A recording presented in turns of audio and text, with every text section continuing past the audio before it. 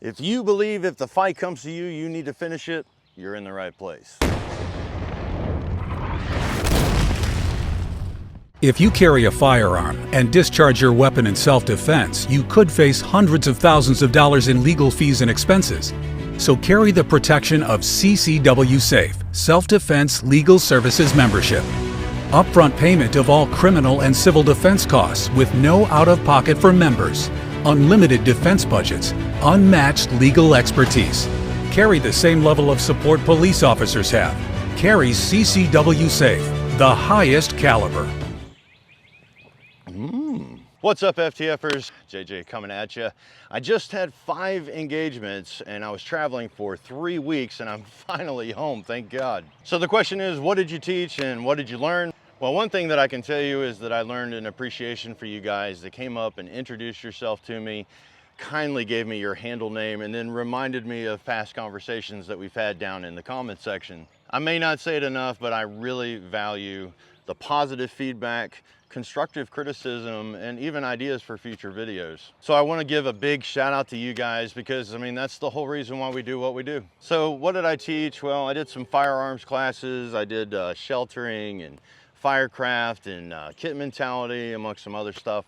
And what I learned from interacting with the audience is that we need to make some videos, because what I really saw were like gaps in people's understanding of concepts. And I feel like here on this channel especially, we need to get back to fundamentals and basics, because that's the things that people get wrong the most. Now, one thing for sure, YouTube is coming down really hard on gun content, and I've got to be really careful what I do and don't do. One of the things that I can do though is I can help take you through the process of your first SHTF rifle, and we can go from the very beginning to the point where we're actually out in the field and we're using it, and let's call it like a Minuteman kit. Because if you don't have a goal at the end, I mean, what are you doing this for? I think that somebody needs to come down from the LARPing mountain and needs to start talking about some practicality and some common sense. Now, I do have a lot of that stuff. I mean, I don't have night vision or thermal. I'm just your average guy. I'm not carrying a weapon for duty anymore. I'm just a civilian who believes in life, liberty, and the pursuit of happiness. I believe in being prepared, and I want to protect my family and my friends, and I want to protect our rights and our way of life. Now, firearms are something I'm very passionate about, and I will try not to geek out on you, but I really wanted to start the journey of this SHTF rifle and do it with you so that you could kind of understand the different steps that are involved, and eventually I want to get to the point where we're actually practicing with it. I think you need to understand the why behind what we're doing. So in the firearms classes that I taught, this was basically the highlight of those classes, just your basic AR-15. This is actually a general purpose rifle, and if you haven't seen your first SHTF rifle, you should probably go watch that video so you can start at the beginning. In that video, I went over setting a budget and kind of understanding the choices behind maybe if you want to build or if you want to buy. I didn't get like super technical with it. I was just trying to like point you in the right direction. But what I realized in the in-person classes was that people had a lot of questions, and I promised some of them that I would do a video, so I'm making good on my promise. So in the first video, we basically built the rifle, and now we're going to the force multipliers, or maybe what you would call the upgrades to the rifle. Now, the reason that I'm going over this is because I want full transparency. I want you to see at the very end exactly how much we spend on this rifle and the process that we had to go through to get to the end. So before we get into talking about optics, because that's mainly what I did with this rifle, there are some upgrades to the rifle, so I'm going to go over those with you right now. The first was the barrel itself. So this is a barrel by Aero Precision. It is a 4150 barrel. It's a 16-inch barrel. It has a mid-length gas system, and it has a 1-in-7 twist. Now, a lot of people are going to be like, well, why did you upgrade the barrel so fast?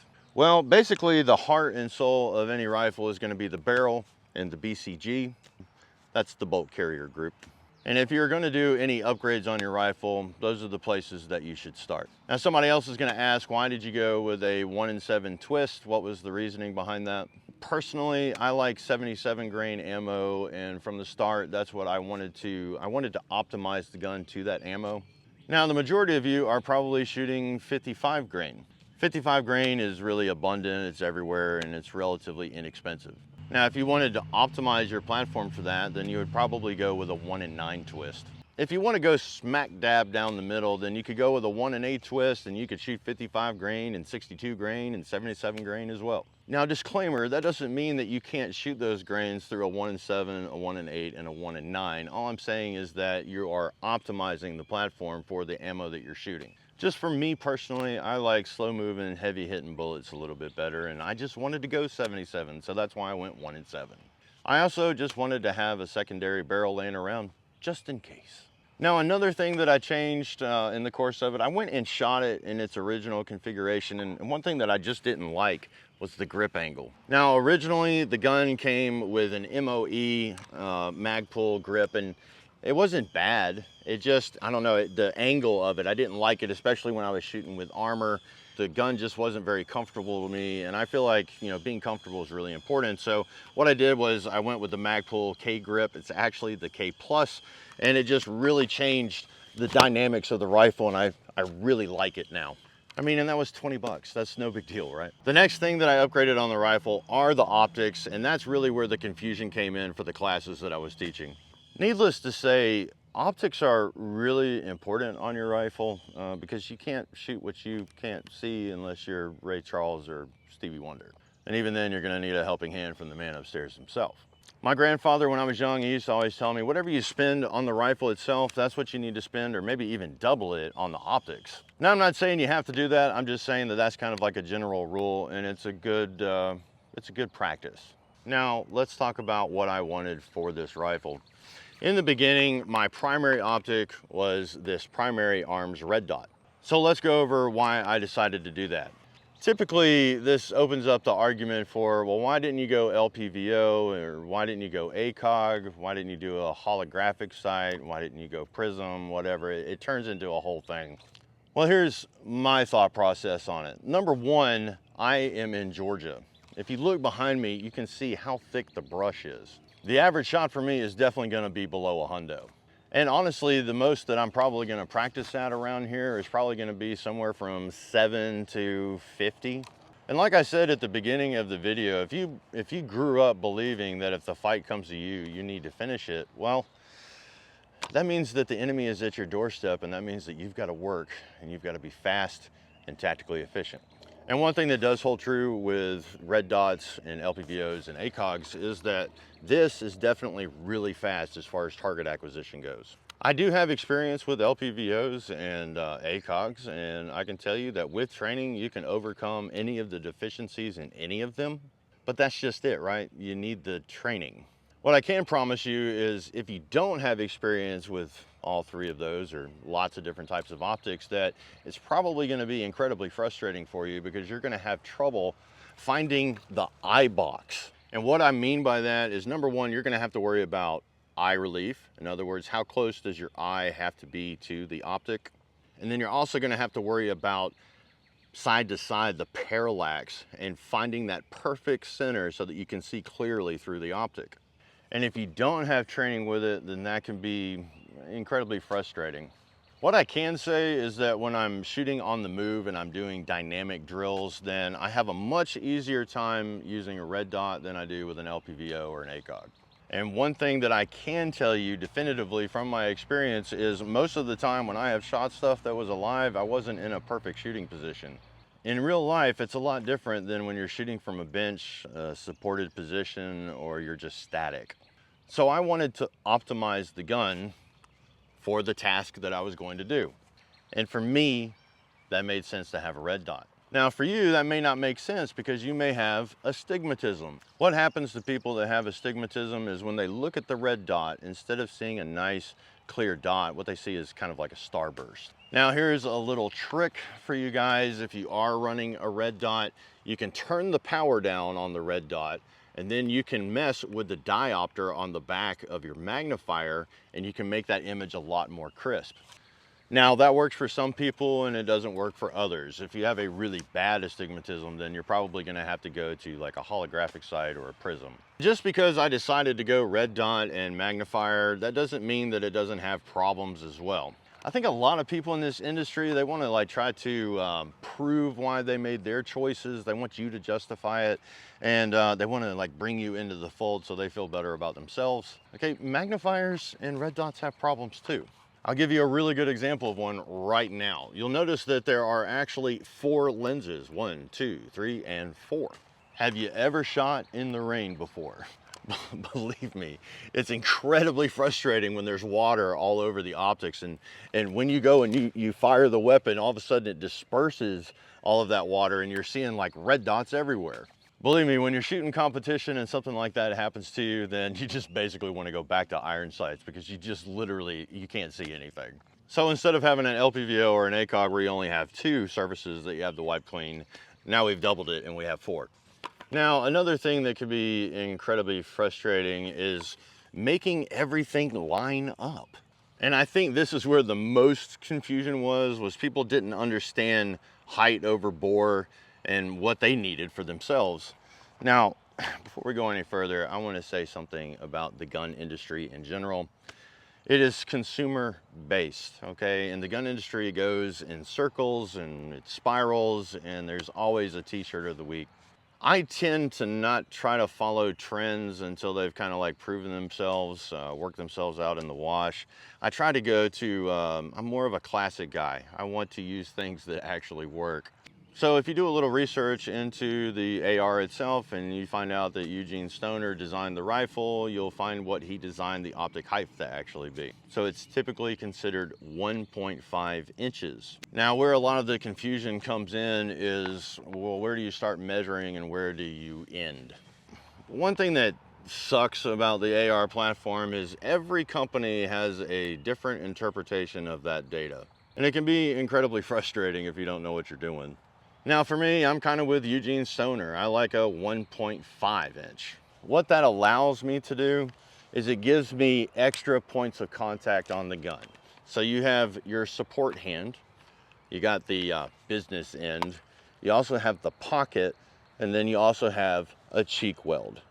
I'm kind of old school, and that's just what works for me.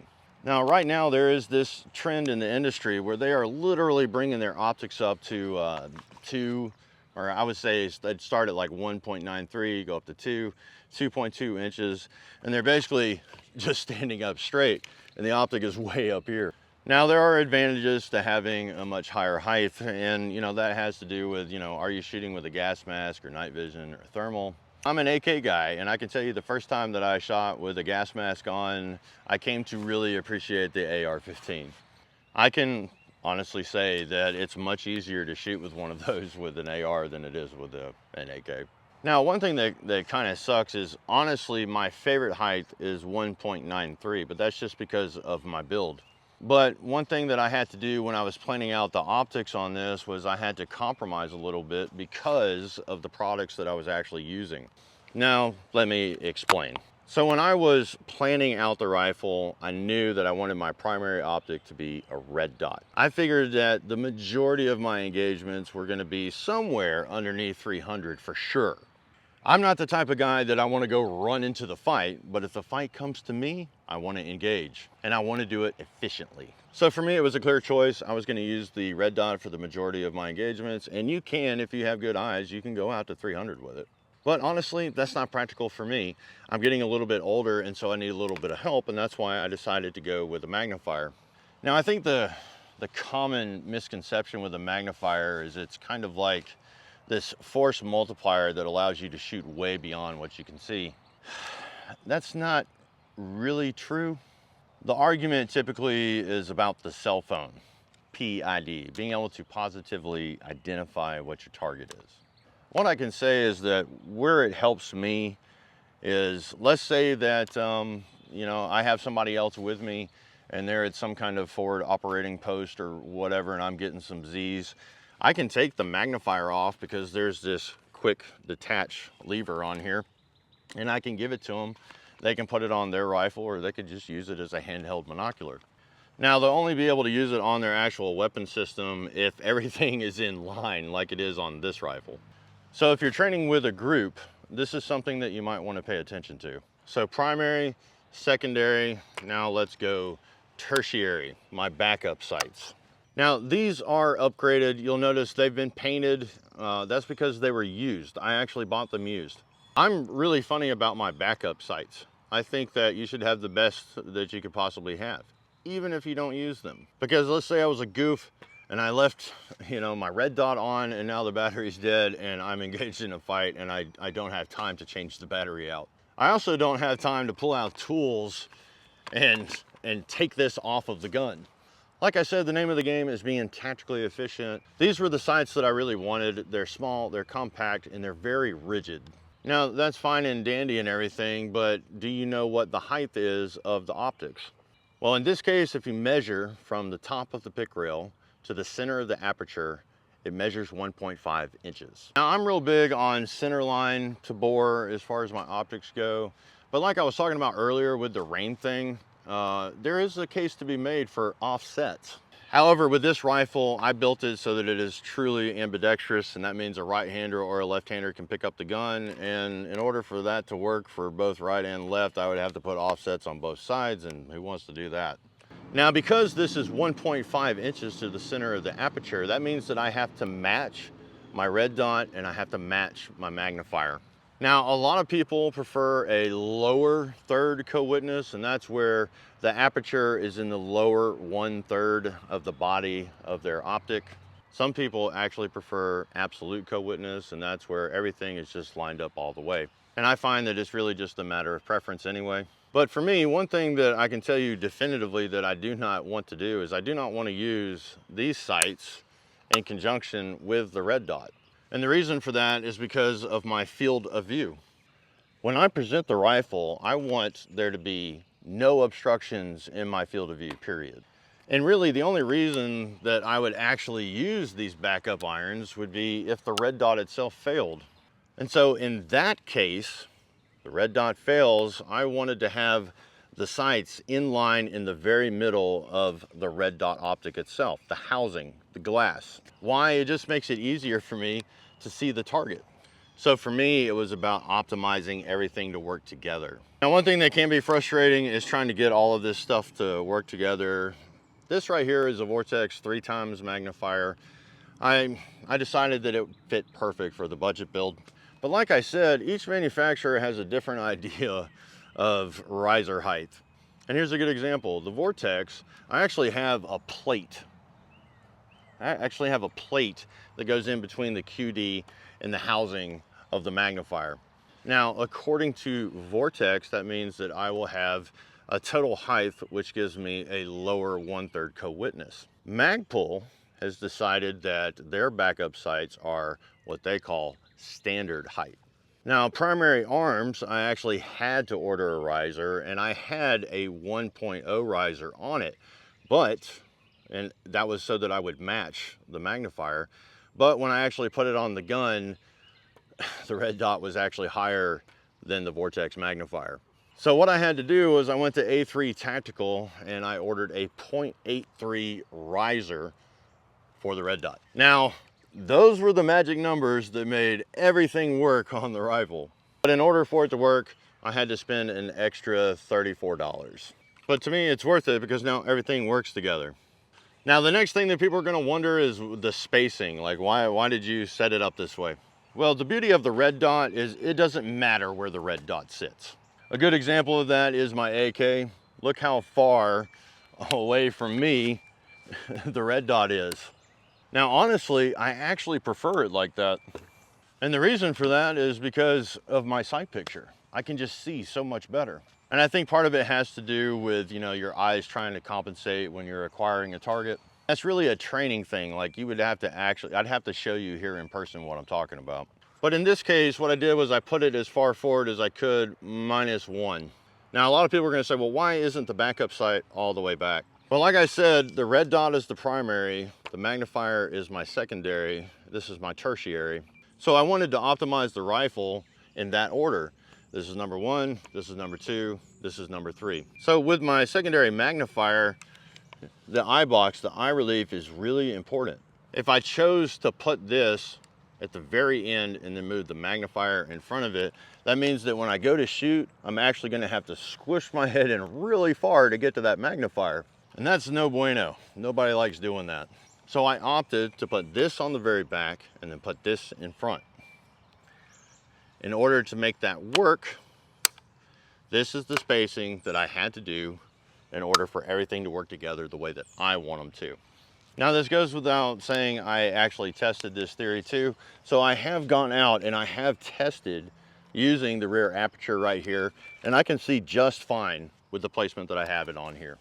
But hey, everybody is unique and everybody's different, and you may have to play around with it to get, you know, what you want. Now, another thing that's going to keep things simple, stupid for me is having the same height on both optics, because of my dope, or my data on a previous engagement is going to be simplified. Now understand, I'm going to zero this first, then I'm going to zero my backups, and then I'm going to confirm everything using the magnifier with the red dot as well. And that's actually quite a process, because different guns like different ammo. A lot of people are probably going to say, oh no, the best zero is the 36-yard zero. Sean Ryan did a very compelling video on it, but let me ask you some questions. Do you remember the barrel, the rate of twist, the ammo, the height over bore? Do you remember which gun he was shooting? The thing is, it's all theory until you actually put it into practice, and that's something that I want to take you along for on the journey. If you would be interested in a zeroing your rifle video, let me know in the comments section, because I'm about to do it with this one and I might as well do it with you. So there you have it, folks. There's the update on the SHTF rifle. If you have any questions, comments, or snide remarks and you're hunting smack digging, get in the comments section, like, share, subscribe, hit that notification bell.